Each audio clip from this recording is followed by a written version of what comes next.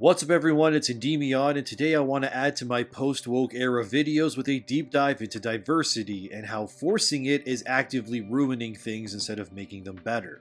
Likely by now you've seen the new Ninja Turtles trailer, which I personally think looks pretty fun. I'm digging how the Turtles are actual teenagers now, and the art style reminds me of one of my favorite movies of 2022, Puss in Boots: The Last Wish. Of course, like any modern remake, nothing can exist without something pissing off the internet, with this reveal showcasing that April O'Neil is now an overweight black woman. April has largely been portrayed as white in previous iterations, with the exception being the Rise cartoon where she's also black. And while I don't think April being black is a bad thing, it does reinforce this troubling double standard that's infesting the veins of modern entertainment. And I'm going to say a lot of things here that will piss people off, but please try to watch till the end to fully understand why this mentality of thinking is more harmful than helpful.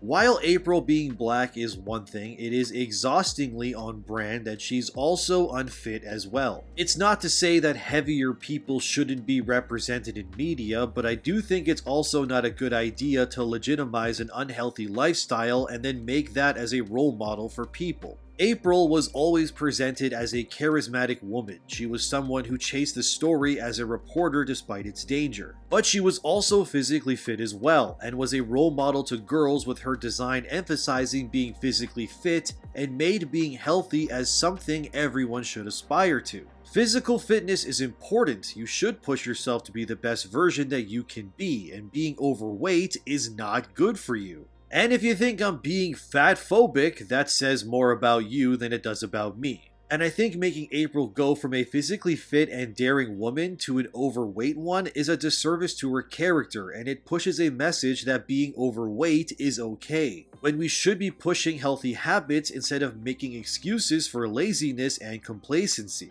They could have easily made April a fit and daring black woman, and people would have been much more receptive to it. Not to mention that April at times helps the Turtles fight, and she follows them into danger when it comes to chasing her news stories. This new version looks like she'd be out of breath opening a fridge, and it feels like a deliberate character assassination by the creators. I understand why these things are happening, and it's because creators want their female characters to be seen as unremarkable and attainable. But as someone who works out a lot, I think normalizing and worshipping the concept of being overweight is not a good thing for either your health or society.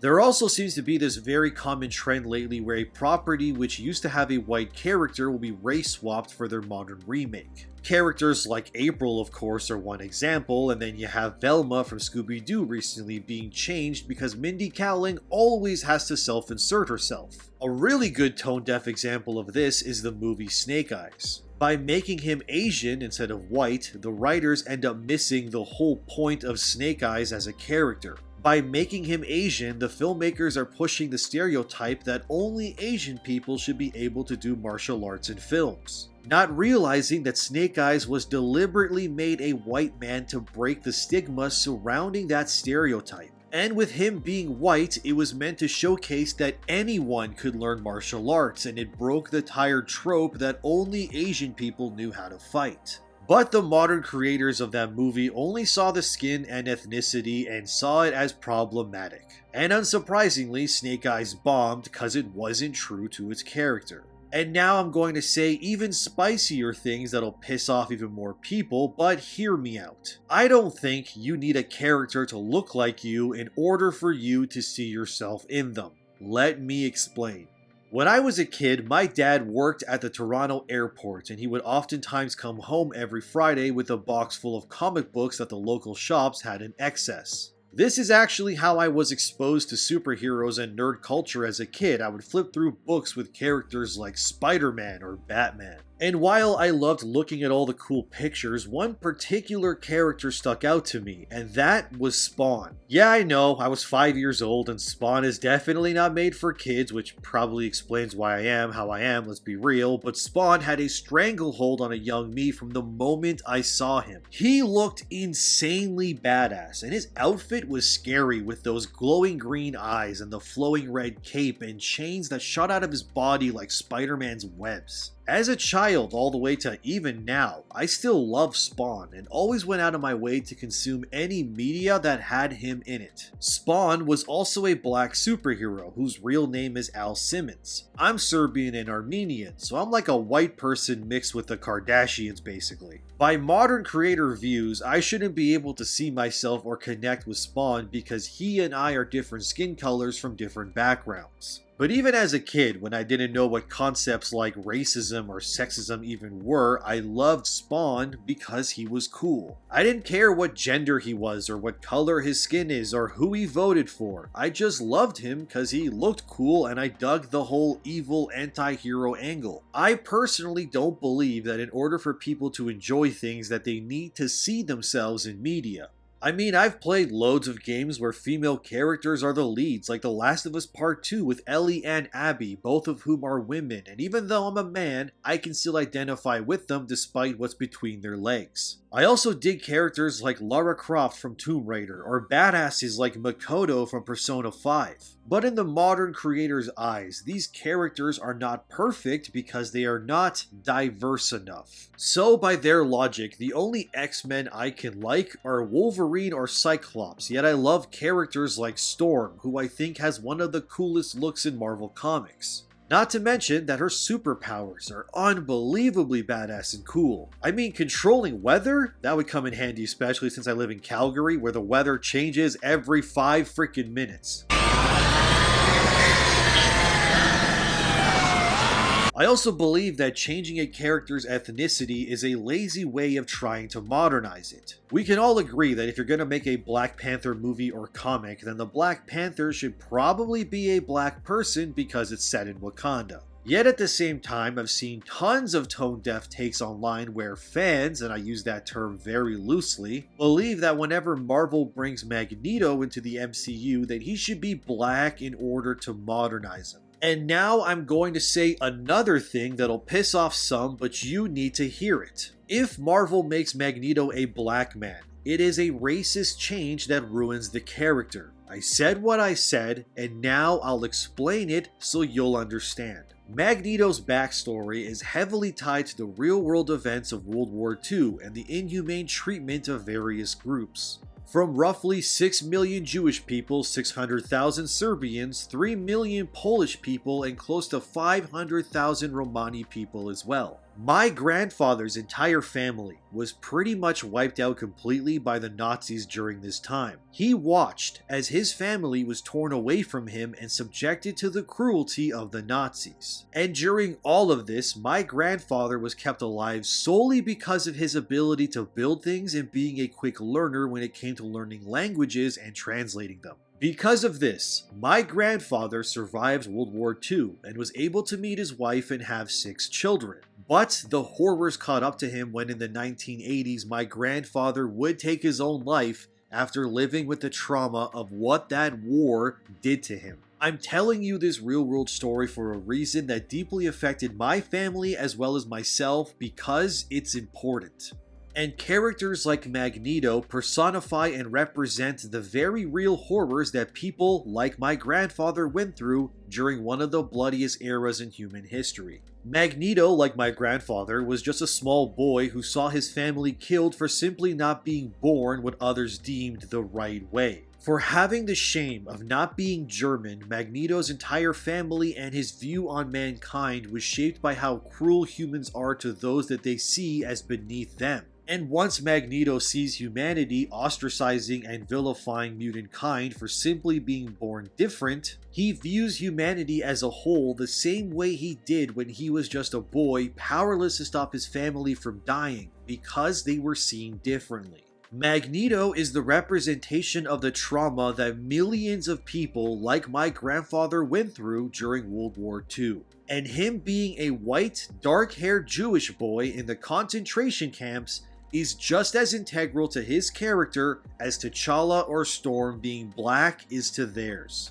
By changing Magneto's skin color to black and giving him all the baggage that comes with that, is saying that one group's trauma and injustice is more valid than another's in today's world. And if characters like Black Panther are allowed to stay black because it's integral, then so should Magneto's origins be rightfully respected as well. And the reason why I'm spending so long when it comes to my rant on Magneto is that this racial swapping of characters oftentimes forgets that people of all ethnicities suffer as well. To say that every main character must be black or a trans person now is equally as tone deaf as even thinking about making someone like Magneto into anything but a white Jewish man. Everyone deserves representation, yes, but I firmly believe changing already established characters because the modern creators don't view them as appropriate due to their ideas or beliefs is why so many of these projects fail. It's also why I personally believe that when comics, for example, have characters inherit the mantle of other characters, that it's not only lazy but low-key, it's kind of racist too. A good example of this is Captain America, who many will think of Steve Rogers when that name is spoken. Nowadays in the MCU as well as the comics, Sam Wilson is Captain America, which many see as an upgrade for his character, but I personally don't. And it's not because Captain America should be white, but that Sam was already his own hero with his own name and identity when he was the Falcon. And by making him Captain America, it's Marvel's way of saying that they see more value in Captain America as an idea over that of the Falcon. And that this mantle overshadows the importance and legacy of a classic black superhero. Because now that Sam is Cap, he's no longer called Falcon. His identity has been integrated to fit the mold of another character, and even though a new character takes Falcon's place, the point still stands that Sam is Falcon already. He doesn't need the mantle of Captain America in order to be considered legit or worthy of the spotlight. But that's not how these studios and creators see it. They only see legitimacy in established, tried and true concepts that they can use to push their politics. It's why The Witcher as a TV show hasn't worked, because the creators are more interested in pushing politics than telling the story as it is. And like Magneto being black, the showrunners of Netflix's Witcher aimed to make the cast more diverse. Even though The Witcher's world is based predominantly on Eastern Slavic culture. But because Slavic people are white, these modern creators don't respect it and feel the need to push their messages and politics into it. But you don't see them doing the same thing when it comes to anything connected to black or Latin-led media. Why is it that Triss Merigold, a red-headed, green-eyed, very clearly European woman, must now be a black woman?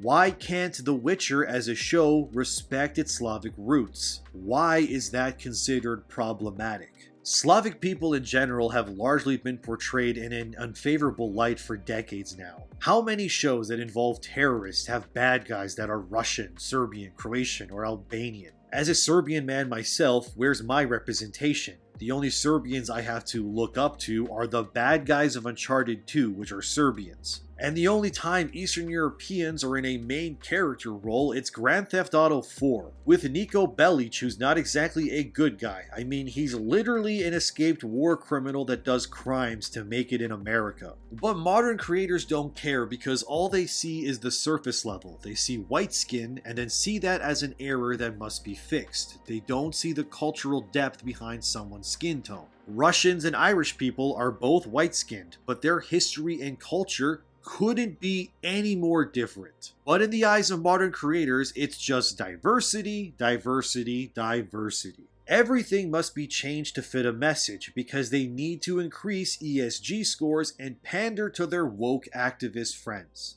I mean, in TMNT, April's last name is O'Neill, which is so clearly an Irish last name, yet this April is very obviously not Irish herself. So you took a character called April O'Neill who was white and had an Irish last name, and then you made her black. That's like making T'Challa King of Wakanda a white guy from New Jersey. Honestly, what these creators should do is make new characters. Have April or Velma be who they always were. But it doesn't mean you can't add to the mythos with new characters. But that would require actual creativity and real talent to do so, so that's why they don't. And you want to know how I know these creators are tone deaf? Because they appropriated someone like April into being black. Yet at the same time, they took Bebop, which is a character usually voiced by or played by black actors in the past, and they made him Seth Rogen now. How progressive and woke of Seth Rogen and friends to replace a role predominantly performed and voiced by black actors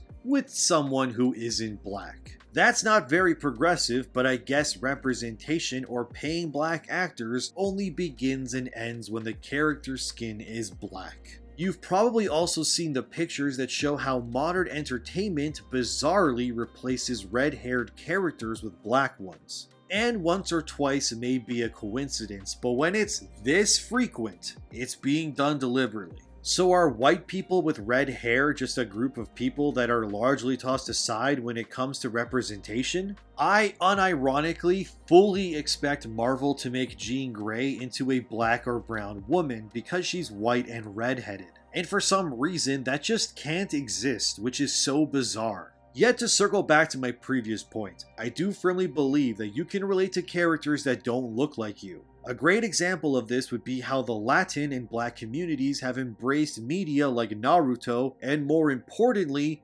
Dragon Ball Z. I don't think I've ever met a Latin or black person who wasn't a fan of Dragon Ball Z, and that's not a jab at either communities, mind you. Because Dragon Ball is so beloved by these two very different communities, and we can see how many athletes who are black openly embracing their love for anime, which is awesome. Even newer films like Creed 3 are open about how animes like Dragon Ball and Baki have directly influenced the action scenes of that movie. Yet in many modern creators' eyes, they don't think black or Latin people should be able to see themselves in characters like Goku or Naruto, because those characters don't share the same skin tone as they do. But the cultural love and acceptance of anime has shaped many people who look nothing like their characters. I firmly believe that if these modern idiot creators got their hands on the Dragon Ball IP, they'd make Goku black and turn Vegeta into a non-binary Asian woman because they only see value in surface level qualities. People are more than the color of their skin, and we are all allowed to see ourselves and connect with things even if they don't look like us. I love characters like Violet from Tales of Berseria, even though I'm not a Japanese woman myself.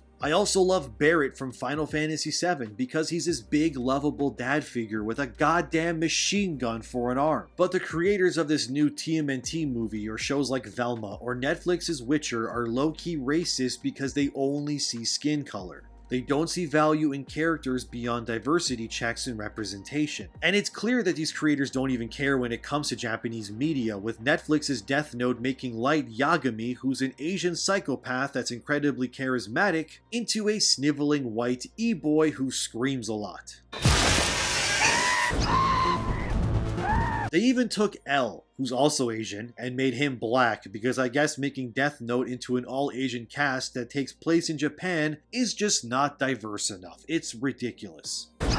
And even when they do add in diverse characters like Finn in Star Wars, they only did it so websites would write positive articles about it, while also removing Finn from posters or minimizing him when it came to promoting that film in China. I do hear one of the common arguments being that people don't want new characters or that new creations can't compete with older concepts, but this is untrue. Japan has been creating new IPs pretty much every other week with new mangas that cover various genres, while also making new characters at insane paces. My Hero Academia alone has made more new iconic superheroes in the past 5 years than Marvel or DC has in the last 20, and that's not hyperbole. Why is it that when Japan adds to their legacy media like Dragon Ball, they actually add new characters without ruining the old ones? And yet when Western creators like at Marvel try, they come up with god-awful designs like Safe Space and Snowflake. Just listen to their creator explain why he made them. It's just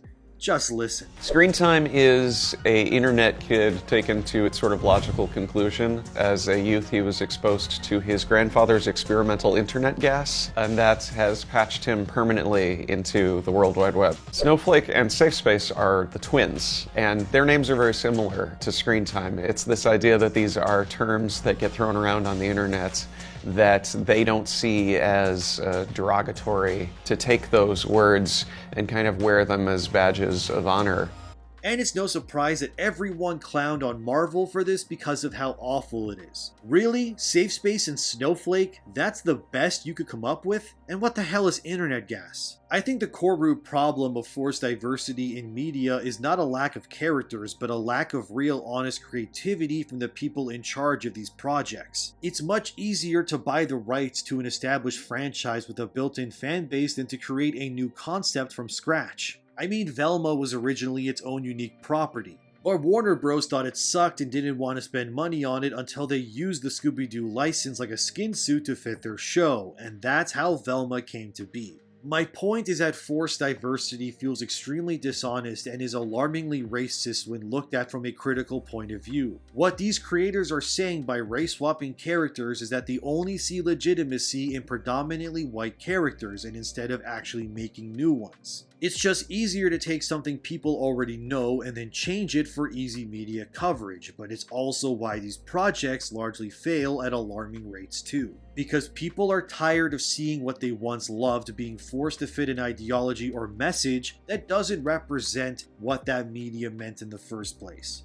Regardless of what these creators think or do, I will always connect with Spawn, even if I'm not an African American man. I will always love Storm, and characters like Psylocke, or hell, even non-human characters like Beerus, even though I'm not what they are. It's not important if the character looks like you, but only if what you're seeing has more depth beyond the color of their skin or what's between their legs. Forced diversity is harming our entertainment far more than it's helping it. It's causing companies to lose millions. Fans are walking away from fandoms that they used to love, and it's making the entire medium as a whole far less exciting because of it. Black characters can and should exist, but they should not come at the expense and erasure of white characters or anyone else for that matter. Falcon should be Falcon, because that's his own original identity. He doesn't need the shield to legitimize himself as a character. April doesn't need to be black in order to be seen as important in today's modern media either. And Spawn never needs to be a white guy because he's more than his ethnicity or gender. If all you see when you look at characters is their race or gender, it might be a good idea to take a step back and really analyze what you've been conditioned to see when it comes to what makes a character worth investing into. And if you see a white character and think they'd be better simply if their skin was different, then you are perpetuating a harmful practice that will never move the entertainment medium forward. We are all more than the color of our skin, and that, my friends, is why woke, forced diversity doesn't work and never will.